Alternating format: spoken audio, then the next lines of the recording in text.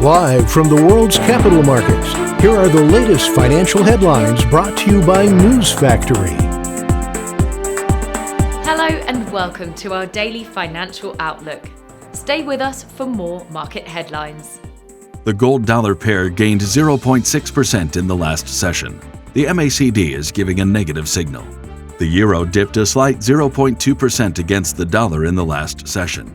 The MACD is giving a positive signal, which matches our overall technical analysis. The pound-dollar pair traded sideways in the last session. The ultimate oscillator is giving a positive signal. The last session saw the Aussie rise 0.5% against the dollar. The CCI is giving a positive signal.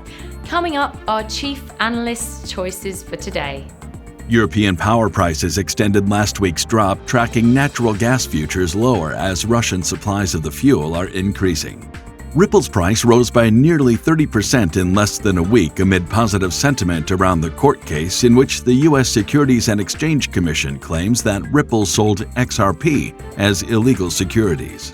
Tesla Inc. has received a subpoena from the U.S. securities regulator related to a settlement that required Chief Executive Elon Musk's tweets on material information to be vetted. Those were today's major economic events, and now moving on to world financial headlines.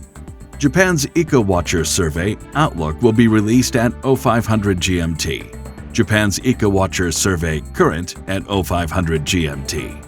The UK's BRC like-for-like retail sales at 00 hours and 1 minute GMT. The French exports will be released at 0745 GMT. The US Redbook Index at 1355 GMT. The French current account at 0745 GMT. We hope that you've enjoyed Tuesday's financial report.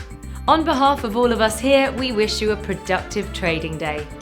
Be sure to join us tomorrow morning for the latest news and events from the financial markets.